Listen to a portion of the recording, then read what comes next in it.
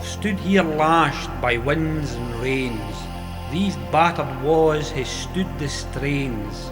1,000 years and mair again o' strife and wars, and Nithsdale's sons hae drained their veins to aid my cause.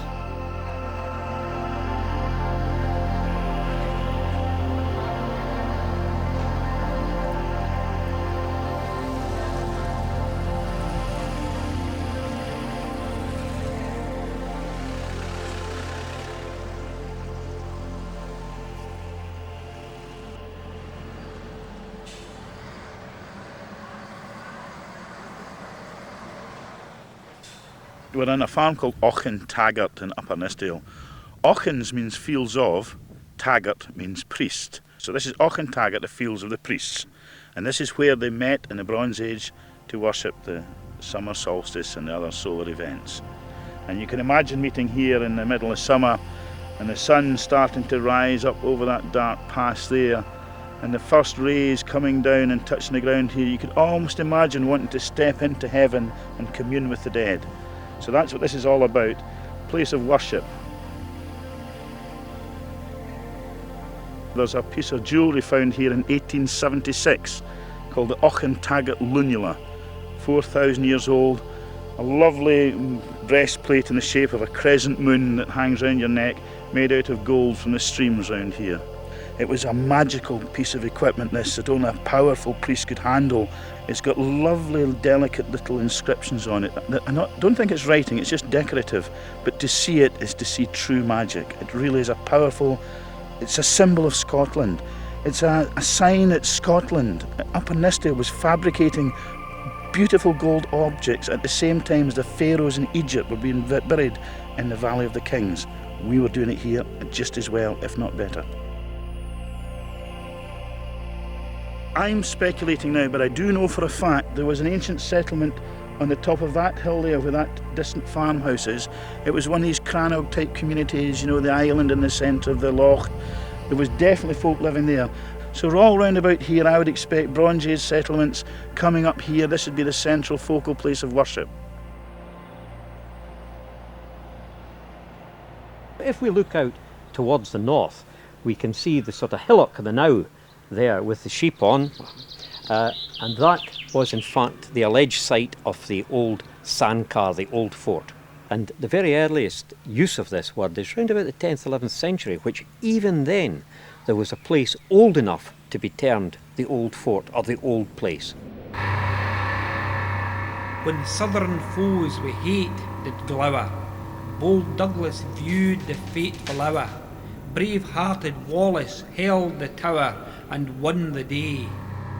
When the English had the castle in the Wars of Independence, Douglas marched at Wallace's instruction to relieve the castle, and with a fellow by the name of Dixon, a woodman, they drove a load of wood in, stopped at the portcullis, cut the ropes, the wood fell off, they were unable to close the gates.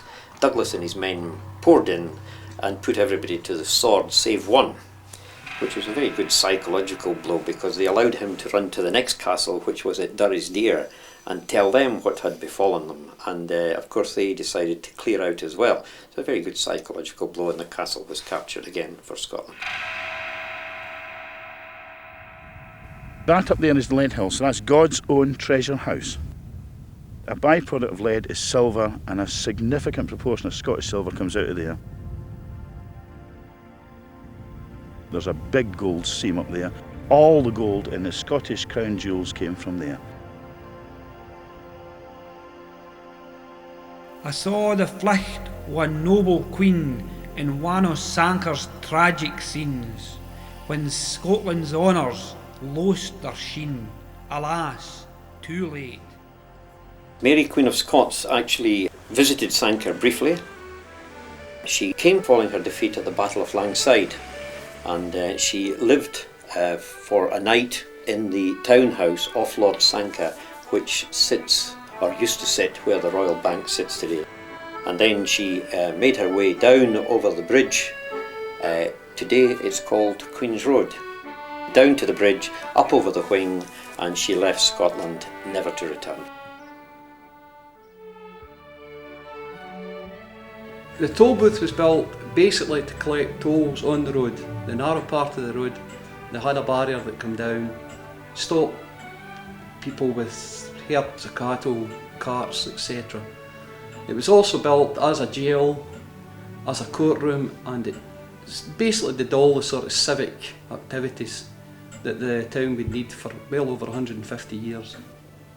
And the stone to build the toll booth? It came from Sanquhar Castle, so it must have been a very substantial building when you see this building itself. Crichton's brilliant meteor ray all through Nithsdale did blaze its way.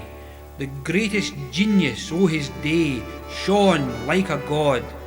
Sleeps far now fae his native land beneath the sod. The Admirable Crichton was a cousin of the Lords of Sanquhar at Sanquhar Castle, and they lived in Ayrshire, another estate just about a mile and a half below the town. Crichton was a genius, there's no doubt about that. The room above us here was where one of the most eminent Scots sort of heroes was born, James the Admirable Crichton. He was born on the 19th of August 1560. Yes, he was born in the wing which was destroyed by fire, in fact. There was Admiral Crichton's room, which I remember before the fire, being shown round. But they realised from an early age that he had a very precocious talent, and at the age of 14 he graduated as a Master of Arts. He travelled to the city of Navarre at the age of 17, which was one of the great seats of learning in France at that time, and he said that he would challenge any of the professors in any subject in any one of 12 languages. He would argue with them, and they took this to be some sort of joke, a student prank.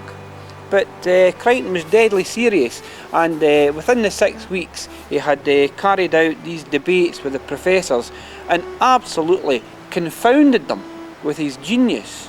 He is said to be a very good swordsman, which is rather unusual. If you get somebody who's very academic, they're often not very practical or very sportsmanlike.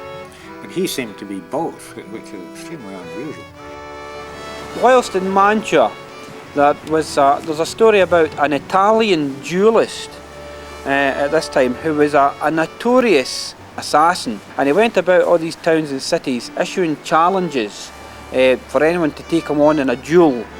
Crichton, he relished this challenge, and he sent word out that he would be willing to meet him in a duel. And such was interest in this, that this duel took place in front of the whole Mantuan court. All the nobles and the local princes and everybody was there to witness this. And the duel commenced, and once he had played with the guy enough, he just plunged the sword 3 times right through his body, killed him stone dead, to the astonishment of the Mantuan court. And of course, his reputation then went through the roof. The Duke of Mantua took a shine to this young Scotsman, but the Duke's son was extremely jealous of his skills and his success, it has to be said, with women as well. One night on the way back to the Duke's home, Crichton was attacked by 3 men. Crichton actually, I think, killed one, wounded one, and unmasked the other, only to discover the Duke's son. He went down on one knee and he presented his sword back to Gonzaga, who was his master in a way. Gonzaga took the sword and plunged it into Crichton's chest, and Crichton expired there and then on the street. He was 22 years old, just probably in the threshold of greatness. He's buried in Mantua, but there is a plaque in the parish here, which is an exact copy of the plaque in Mantua.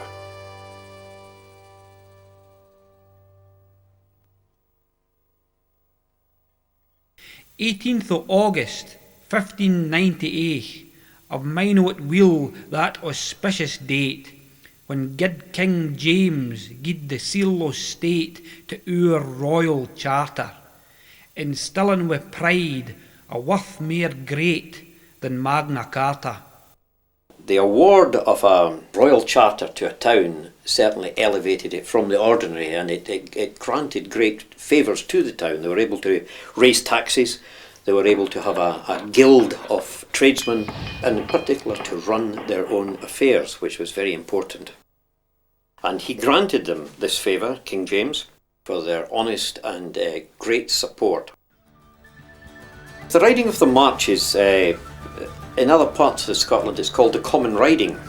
In those days there were no fences, and it became important to ensure that the lands gifted by the king were in fact retained for the purposes for which they were given. In other words, the people of Sanquhar's lands. So each year they used to go around and check the boundary stones that were placed to ensure that nobody had encroached onto the borough lands. In 1617, King James visited Sanquhar, and great were the scenes of rejoicing, and of course they put on a show to rival all the best places in Scotland. And it's said that when the king arrived, the avenue leading to the castle was ankle deep in red wine, and at the great banquet that night in the castle, the Lord Sanquhar lit the king to bed with a bond for £30,000 which the king owed to Lord Sanquhar, the implication being that with the burning of the bond, the debt was extinguished forever.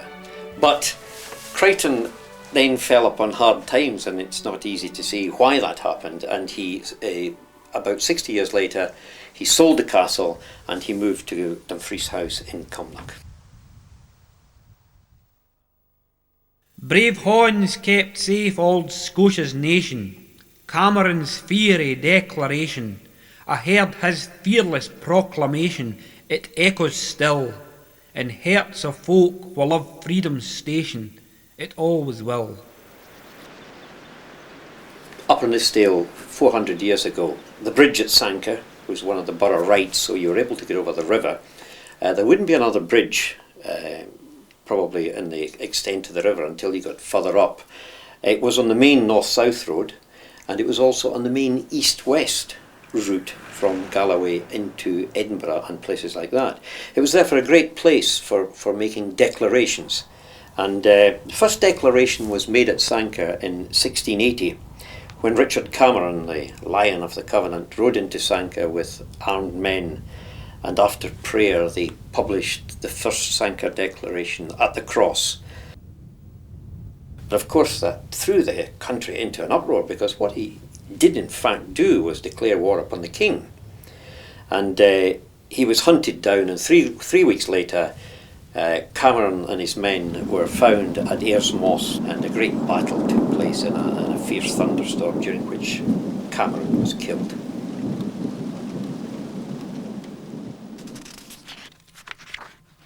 Sanquhar Curling Club claims to be the oldest curling club in the world.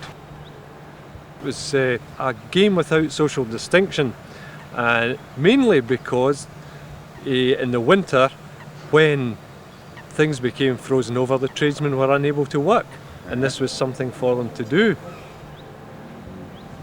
Most of the curling in the early days was done up at the Green Loch on the Sanquhar Moor, and the curlers built up there an ice house where they kept all their equipment and their stones, and that house is still there up at Lochside. If you go back 200 years ago, all the games took place against neighbouring parishes, and the principal rivals, I think, were Wanlock Head. And at that time the lead mines in Wanlock Head were in existence, and the lead miners couldn't work when things were frozen over. So on occasions what happened was that there was about 120 curlers come down from Wanlock Head, and they walked down through the Glendine Pass, and the stones were brought down the road by horse and cart.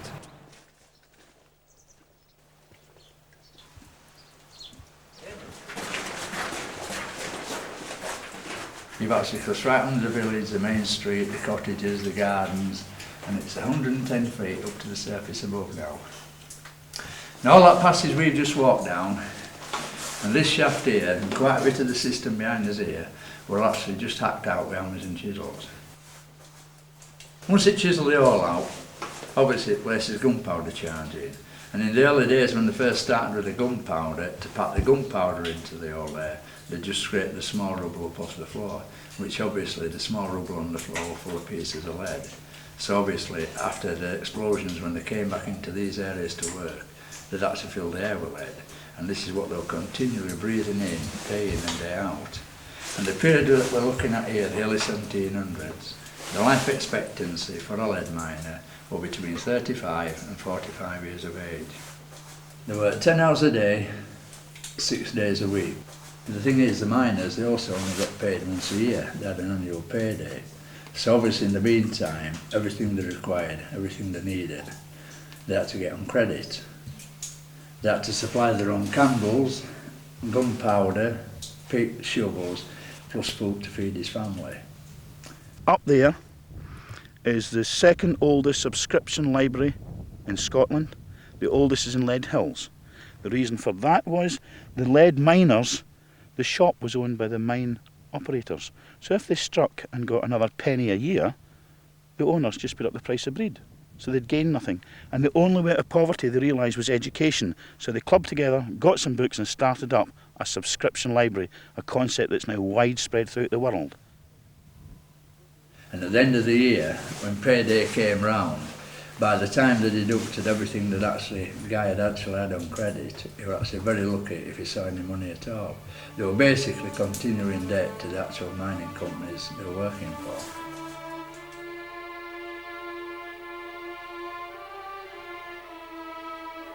I watched as envy's jaundiced ee keeked in at Whigham's Inn to see Burns and his cronies' revelry, their sangs and clatter, bestow on that famed all hostelry those gems he'd scatter. Black Joan was a name given to a carlin. That was the only poem that Burns wrote about Sanquhar, was the 5 carlins. And they were really nicknames given to people. Black Joan of Crichton Peel, it's an election ballad really, and this nickname was given to this fictitious old lady. And called Black Joan because of the dinginess of Sanquhar at the southern end. And so he referred to Sanquhar as Black Joan from Crichton Peel, which is the name of the castle. Sanquhar was a halfway house, as it were, when he took over Ellisland.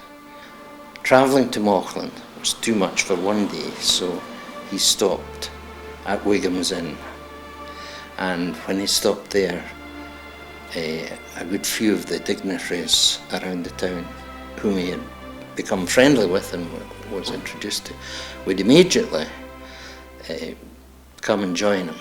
And round the punch bowl, they would spend many a night, not rash drinking, but highly intellectual people.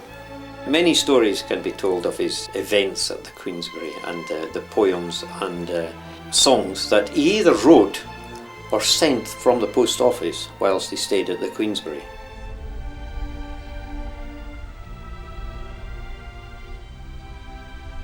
Envy of thy jaundiced eye, through this window chance to spy. To thy sorrow thou wilt find all that's generous, all that's kind, friendship, virtue, every grace dwelling in this happy place. I think he would be referring to the Sanquhar people. Have a look in and see just how nice it can be, you know. Napoleonic soldiers came, reluctantly they shared our hame. Faint memories o' their names remain, and Gallic pride. The soldiers' pool they called their ain, place of delight. During the Napoleonic War, it was incumbent on all the royal boroughs to take a certain number of prisoners and not only look after them, but be responsible for the security. The town officer was in fact the jailer, and he could then exercise a fair degree of control over the prisoners. Be that as it may, Sanquhar ended up with over 20 prisoners for some years, and they seem to have led a fairly reasonable life. It was said they were a happy-go-lucky lot, but if you can imagine, it was no winner, because they had no jailers or overseers, and as long as they stayed within 3 mile of here, they could do what they wanted. They used to go up to the back of the home where there's a large pool, and that's where they bathed. And to this day it is known as the Soldier's Pool. If you look carefully here, you can see there's initials BB, and then there's another initial there which is almost indecipherable, and then here Luigi di Delizio, and I don't pronounce it properly, but it's dated 1812, which shows that it was written here by the Napoleonic prisoners of war who frequented this part of the glen. Until fairly recently they thought it was in fact a name. It's not a name, it's a description of this place where we're standing, the Valley of Delight, and you can just look round it and see what a delightful spot it was.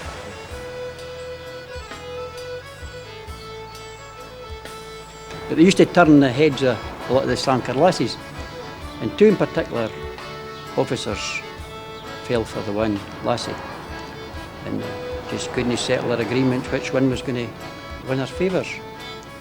So, as was the custom in them days, they kind of decided they would fight a duel. So at the appointed time they set off to the washing green, which is about a mile from here, just at the old coal bridge. And as a result of this duel, Lieutenant J. B. Amaro was fatally run through in the side.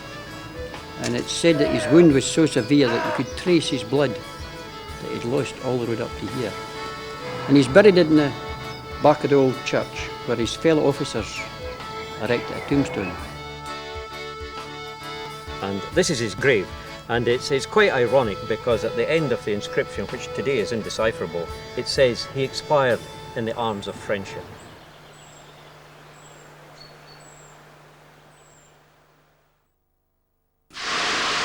As history turned another page, the dawn broke over the industrial age, with coal and steam, the white-hot rage of industry, locomotive power and pressure gauge, iron's dynasty. Coal has been mined in Sanquhar from the very earliest days. If you look at the castle, which dates from something around the 12th century, and if you look at the mortar in the walls, you'll see pieces of coal which they used to burn the limestone to produce the mortar to build the castle. And it wasn't until the advent of the railway in 1855 that coal mining really came into its own. So much so, as the railway line went through, Gateside Pit was sunk about 50 yards from the railway so that they could move the coal quickly and easily.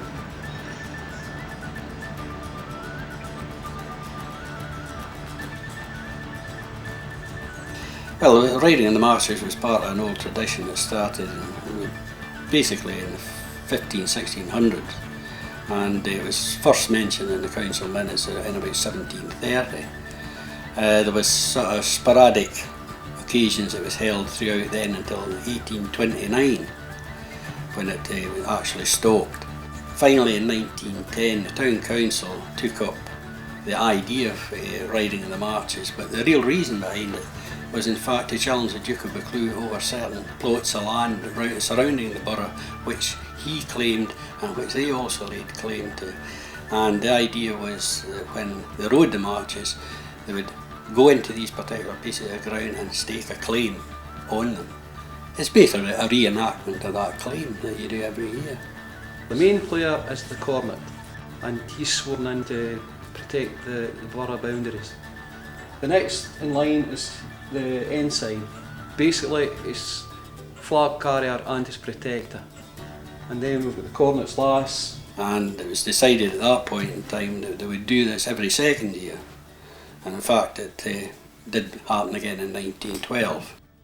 In 1914, because of the onset of the with the First World War, they had to drop the idea. The centuries pass, mere war and strife, Flanders fields bereft the tune o' life.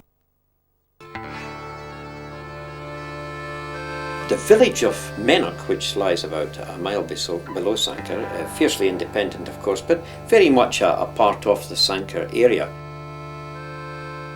During the First World War, it was awarded the accolade of being the second bravest village in Britain, having the highest number or highest proportion of its inhabitants fighting in the war. Districts suffered because they tended to have local companies, and everybody from the one town would be in a particular company. If that company was annihilated, then everybody locally lost somebody.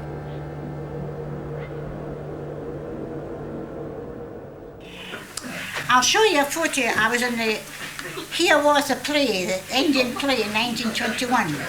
Well, you see, I was in the Commons, that was Here Was His Granny. I never got the party, a fairy queen or anything. It was just say the granny I had to play. Well, I must have done it quite well. But the only thing is, I must say, they couldn't have thought that I was a singer, because I was supposed to sing a song at this Here Was the Play, you see. But Batty Kirker, she had to get into the wigwam, and she had to sing what I was supposed to sing. And I had to mime it, you know.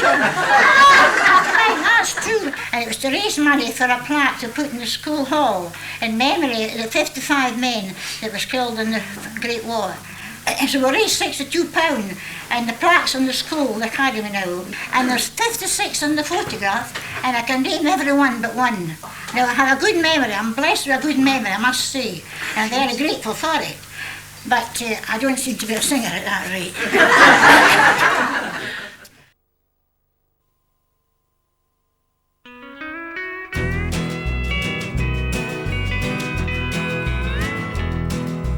Nestled in a valley of rolling hills by the side of a river are some cotton mills, and it's nigh on 30 years since they shut down. It was back in '68 that the company finally closed its gates, turned this place into a real ghost town. This was the Jubilee, and the smithy sat in there, and my granny stayed in the smithy, and then there was, I think, about half a dozen wee houses along the front here, up to the main road, up the top there. My uncle's wee shop was up there, up at the crossing. This woman that stayed up the stair in the house at the back, she was on him some money. So you were up the outside stairs and the chap to do a she wouldn't get no anywhere out the shop till she paid her debts. So there was some jelly jars sitting at the outside the door, and it was half rose down the steps. She started flinging them, and she said, well, there's one effing halfpenny, there's another effing halfpenny.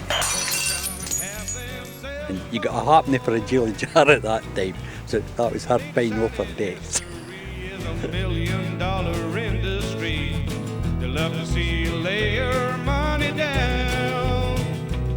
They'll slap. Well, in the olden days, the factory where they made the carpet was down there. And then up this other way, the post box still in the wall yet, that's where the post office and another wee general store was. That was it. I think they made chips in there at the time and all.